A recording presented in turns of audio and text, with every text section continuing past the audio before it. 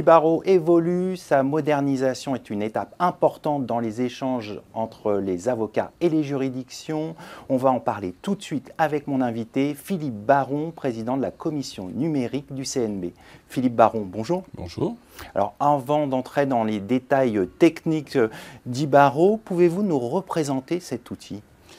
C'est une plateforme numérique sécurisée qui permet des échanges entre tous les avocats et les juridictions. Ça permet aussi aux avocats de gérer des dossiers. C'est un peu un mini-outil métier pour les avocats. Aujourd'hui, quel est le taux d'adoption de cet outil par les avocats? Est-ce qu'il est utilisé massivement par la profession?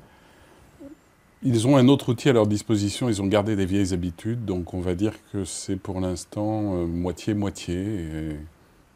C'est une adoption timide. Timide. C'était lié à cette version qui était devenue peut-être obsolète et que vous avez choisi de moderniser? Oui, en fait, on sait que c'est toujours difficile la conduite du changement. Les confrères ont gardé des habitudes sur une plateforme qui est des années 2000 et ils ont continué à s'en servir. Maintenant, il faut effectivement qu'ils changent. Alors, au-delà de la modernisation, qu'est-ce qui a motivé cette refonte et ce nouvel Ibaro? En fait, c'est véritablement un problème d'ergonomie de l'outil, puis aussi de vieillissement. On ne trouvait plus de développeurs pour travailler et faire évoluer cette plateforme. C'était indispensable de passer dans des langages que des développeurs aujourd'hui connaissent.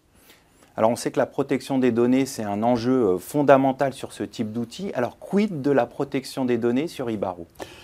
Protection optimale, bien évidemment, toutes nos données sont ici en France, sécurisées, redondées, sur plusieurs serveurs en France, et puis surtout, les messages qui sont échangés ne peuvent l'être qu'à travers la clé que détient chaque avocat, et cette clé, elle est une clé avec le maximum de sécurité qui puisse exister. C'est notre certificat d'authentification. C'est la clé avocat. C'est la clé avocat, tout à fait, qui sert à signer, qui sert à tout faire et à justifier qu'on est avocat. Alors un autre point important sur ce type d'outil, c'est la capacité de stockage.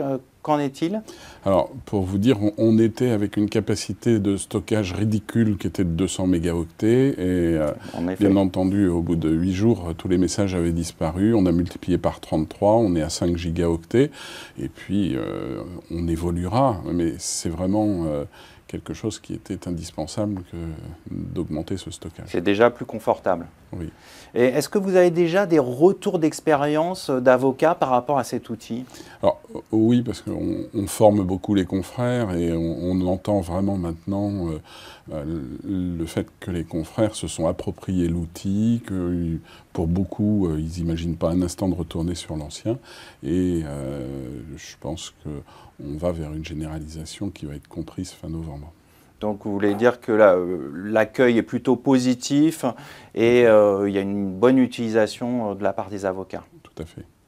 Et est-ce qu'on peut imaginer d'autres éléments pour accompagner les avocats dans l'utilisation de cet outil, par exemple de la formation? Bien entendu, on a déjà fait pas mal de formations, on a mis en place à la disposition des confrères un e-learning, on fait des webinaires réguliers, on a fait un webinaire lundi qui était avec 1000 personnes qui y ont assisté, donc vous imaginez bien que tous les confrères s'y intéressent.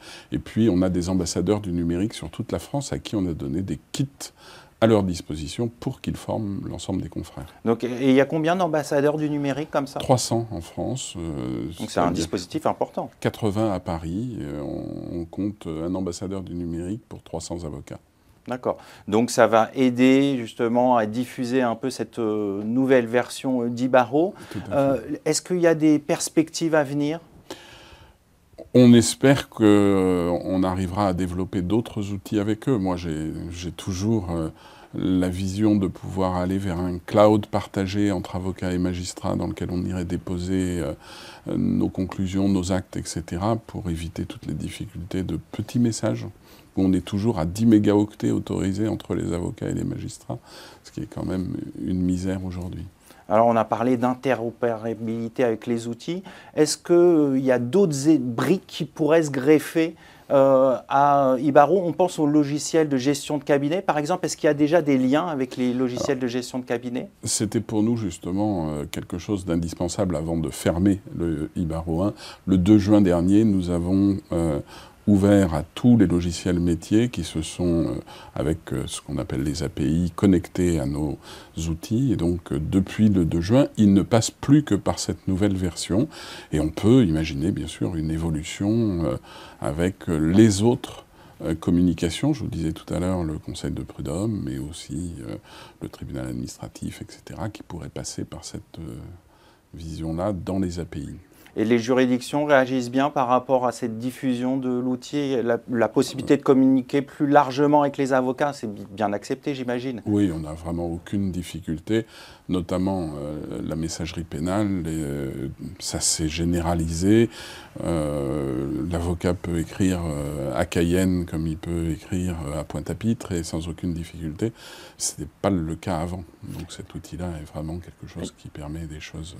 Et sur le pénal, il y avait une forte attente. Hein. Ah, il y avait une forte demande, puisque je rappelle quand même que juste avant le Covid, on échangeait par des CD-ROM et qu'on n'avait plus vraiment les ordinateurs pour lire les CD-ROM. Mais on en était là avant mars 2020.